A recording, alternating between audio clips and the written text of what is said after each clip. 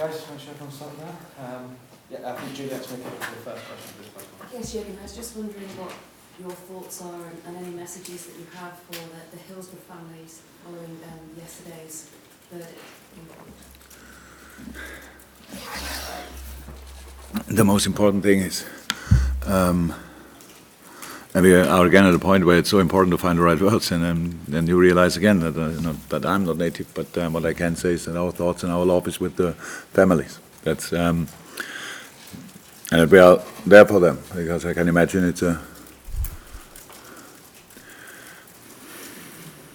big disappointment there, big frustration, sadness, of course, that this looks like the final verdict, and so I understand. I'm now 4 years in, and I understand absolutely. Met not only Margaret, but Margaret more often than other people, and I respect a lot how much they fought, how long they fought, and it shows how much it showed always how much it means and meant to them, and so that's it. But apart from that, we have to. The better people in the club have to send the right messages about that. But we are there for them 100%. Yeah, and unfortunately another Premier League manager has lost his job today. Thoughts on the dismissal of Unai Emery? I was surprised when I got up this morning and saw the news. Yeah, what can I say? That's how the football world is. I have no inside information. I have no clue what exactly happened there. But obviously the people were not happy. The deciders, the board was not happy with the performances, with the results, whatever. And at the end, they have to make decisions. That's our life. That's how we. That's what you sign in the moment when you sign a contract. That we have to make the best of the situation in the club, and when people think it's not the best, we don't do the best, then that's a possible solution. And obviously it happened now to Unai. I wish him all the best, of course. He's an outstanding manager, and he showed that in different countries, in different leagues. So yeah, he will be fine in the future. But of course, I'm sure he had big ambitions with Arsenal and didn't work out. Yeah, and now Arsenal has to find a solution. Maybe Freddie's taking the job now, right? For interim wise, so yeah, so that's how it is. There are coaches out there, and younger coaches, maybe less experienced, but that doesn't mean a lot. So maybe he can take the chance. I don't know. Within the last hour, we've had confirmation that Fabinho suffered ankle ligament damage. Were these your worst fears confirmed, and how much of a loss will it be in this intense period for you? Oh yes, of course, that's absolutely bad news. Nothing good to say about that. So about the time frame or how long it will take, we are not sure 100%, but it looks pretty sure that he will not be involved in the Christmas fixtures. Let me say it like this. So that obviously takes a while. Yeah, that was the whole night after the game. Probably everybody in the interviews, nobody asked me about that, and that was my main problem immediately after the game. But meanwhile, it's we know it since 2 days roundabout, and we have of course solutions for that, for the position. We have to replace him. We can replace him. We played without him, played good without him. That's all okay. But now it's important that he gets doing the right things, and then we'll be back as soon as possible. And until then, yes, we have to find solutions. That's always. We are not the only team to injured players, so that's what we have to deal with now, and we will. You're unbeaten at home in the league in over 2.5 years now. It's a great place to play football. The fans very much help, and now you've got expansion plans for another 7,000 inside Anfield. This is just going to make it even more invincible to play in, isn't it? Fantastic news. Yeah, not for that reason, but I can lose in a stadium with 100,000 people in, unfortunately. So yeah, it's really early stages, so I don't even know exactly what I'm allowed to say, but it's or what I can say. I saw pictures of it. Obviously, it looks really good. To be honest, that's nice, but very early stages, and it's the club tries. Obviously, the best news with that is that nobody knows if it will happen, when it will happen exactly. But the best news is obviously this club is constantly try to develop and make the next steps, and that's what I like about the news, really. Making this iconic place available for more people is a very good idea. Could have been mine, it's not mine, but could have been. So it's exciting, but nobody knows exactly how long it will take or whatever. But the plans are in our mind, and that's a good start. Just in terms of the goals that your squad is scoring this season, I think they've spread around the number of your squad players more than any other squad in the Premier League. And there's only 5 in your squad that haven't scored in the Premier League who have played there this season. Is there a certain satisfaction with that you're not having to rely on just the front three to do it, that everybody is now chipping in? Look, we always discuss different things. So I think it's not too long ago that we spoke about that. We rely so much on our front three. Now we speak about that. I couldn't care less who scores, to be honest. At the end, I'm really happy when the ball is in the net, in the back of the net. So, yeah, it's good. But I still think we could have scored more goals. To be honest, that's the truth as well. So.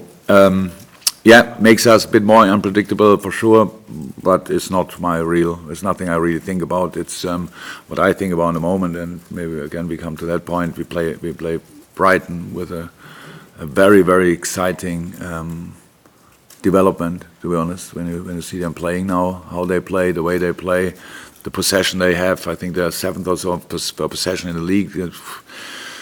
They had against City 48 or so, that they play proper football, so they have really their own plan, and I respect that a lot. Graham is doing a really good job, and so that's our issue now, not who scores or whatever. We have to score to win the game, and we don't play. Oh, it's not allowed to go in the game like 2.5 years or whatever. We don't think about that. You know that I told you often enough, but it's just a tough one. So that's now this last game, because from now after that game, then pretty much everybody has these kind of 3 games a week in coming up now with different cup competitions. But Brighton had a full week to prepare. So, and they are innovative, and they think a lot about football, obviously, and so they will come here and try to get the points. I'm 100% sure, so no doubt about that, and we have to be ready.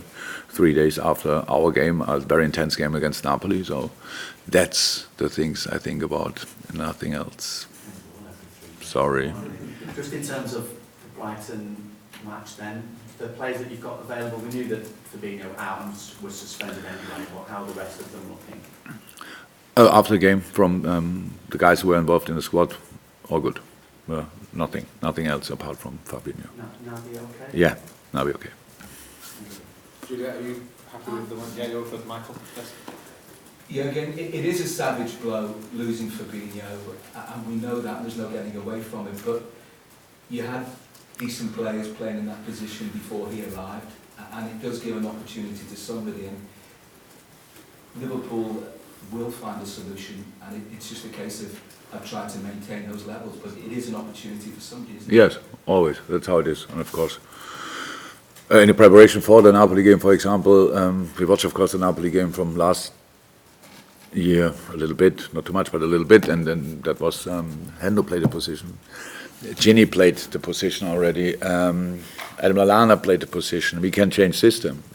We can do different things. So, how I said, losing a player with the quality of Fabinho is big, is massive, really. But how I said, we are not the only team in the Premier League with injuries. So that's how it is, and that's how you want to push that moment as far as possible to the end of the year, because it's always in this period. We are 2 weeks out, you miss 6 games, so that's how it is. But that's now the case. We cannot change that anymore, and we have to find a solution. We will find a solution, and will it be exactly like Fabinho? Of course not, because nobody's like the other one. But it will be a good one, and then we have to play football, and we have to win football games again, and yeah, that's it. Incredibly, 13 games gone, you've won 12, the wins just keep on coming, whether they're late goals that get you there. The intensity of your play continues to be staggering, but how much more difficult does it become to sort of have that intensity in every game as the season progresses? If you look at the numbers, we are not the most intense team in the league. It's not that we Spells. yeah, of course, yeah. Well, that's how football is. Teams that run more than us, okay, in the high intense runs, in the sprints, and so we're pretty high in the stats. But there are teams Brighton, for example, runs much more overall over the game than we do. So it's not always the same. There are games we have to be very, very intense, and a couple of them we played in the last few weeks, and there are other teams where we have to control the game more, and all these things. But the most important thing is, and that's probably our biggest strength at the moment, that we don't feel these kind of things, not the numbers. We don't feel the 12 games we won and all the 13 games with the points. We don't feel the 2.5 years. We don't feel that. We are always in this kind of mood. Okay, we have to be really, really at 100%. For the next opponent, and these 100% they differ, of course, over a season. But the 100% available, they have to be always there. And other teams have difficult situations as well, and sometimes we face them then exactly in that moment, and then it's maybe not the best football you can play in your life, but it must be still good enough to win a football game. But in this moment, there's no reason to think about that. In this moment, we really want to play the best football we can play, and that's usually a pretty good one. And we have to against Brighton as well, because they are not only brave, good football playing, they are good organized as well. That's on top. And Leicester last week, I think it was last week, took a while until they scored a goal. In all the games, they were there, they were in the game, and that's our job to do, and not think about intensity or whatever. Life should always be like this. You get up in the morning, it's your best day, then do your best. It's your second best day, then do your second best. That's how it is. Okay. Yeah, sorry, Mike, I'm going to go to... We have two on, sorry, just checking. Yeah, I'll go to Carl. Going back to Fabinho, you say that no one like him, and obviously he's made that position his own and played most of the games. Do you see that it's a job for one person to play and get a run of games to get some rhythm, or are you not looking like that? I cannot make these decisions. No, we have to see. They I would say the three players I mentioned already, they played that position plenty of games, so that's not a problem. And when I say nobody's like him, then that's true, because we are individuals, not that nobody's as good as him. It's different quality, just different quality for the other players. Gini came on in the game and was brilliant, for example. And I said last year against Napoli, not only there, but Hendo played that position as well, really, really good. It's not about that. We just have to make it work. And that's anyway always the job. And he couldn't have played all the games from now until March. That was anyway clear. So yeah, it's not cool, but we are in contact with him. We have everything. We think a lot about it, but not in the case that we now think, oh my God, how can we deal with it? It's just let's do the right thing for FAB, and let's do the right thing for the team, and then let's carry on. So his comments this week from Egypt's under-23 coach talking about him wanting Salah to play in the Olympics next summer. I'm just wondering what your thoughts would be on that.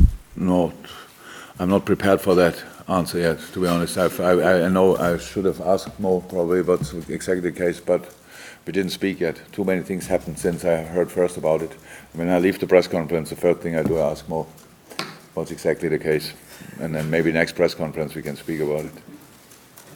Okay, just before we go on the back row, Chris, did you have one? You mentioned in the week there'll be another scan for Joel Matip this week. Have you any more idea about the time frame for Joel? Not yet. What's today, Friday? Yes, it's today. So, nothing heard yet. Okay, we'll go down the back row. David? No, it's okay. Then I think Ingrid, yes?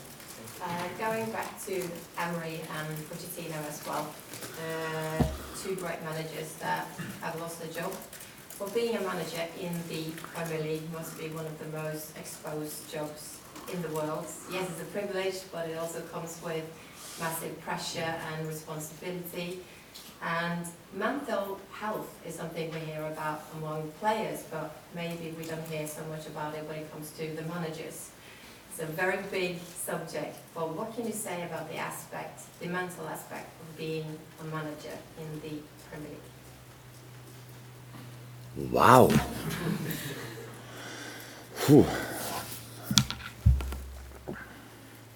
Yeah, it's an intense job. Absolutely. I don't think I've ever heard about not ever, but really rare that I heard about a manager who struggled with like physically in a medical sense because of that. I don't really remember it. Maybe it happened, but and then I forgot it. It's yes, there are a lot of things you have to accept before you do the job. And what is really important, a really important skill for a football manager is to ignore a lot of things around you. I'm pretty good in that. So means, is there pressure? Probably. But knowing about pressure doesn't mean exactly you have to feel it constantly, because you cannot use it, so ignore it. Your responsibility, yes, a lot, but that's a fact before you start, so you just can ignore it as well. You just have to do your best. That's actually constantly. And then you know that as well, that sometimes it doesn't work out for reasons you cannot really have influence on. So that just goes in a direction. It's difficult. That happens from time to time. So I haven't experienced this. Yeah, there is. It's a very the main problem of us actually, I think, is that we are so in public constantly that everything what we do is like judged, criticized, whatever. And I decided long ago to ignore that as well. So I have no clue what exactly is written about us or whatever. So when our results are bad, then I feel bad. And when they are good, I feel good. Easy as that. And at the end, I don't think there are a lot of managers out there. They struggle with it. But it's nice that you think about it. It doesn't happen too often that somebody thinks about us. So and on behalf of all the other managers, thank you very much for caring. But I really don't know a lot. Thanks, Beck. Good, thank you. Thank you.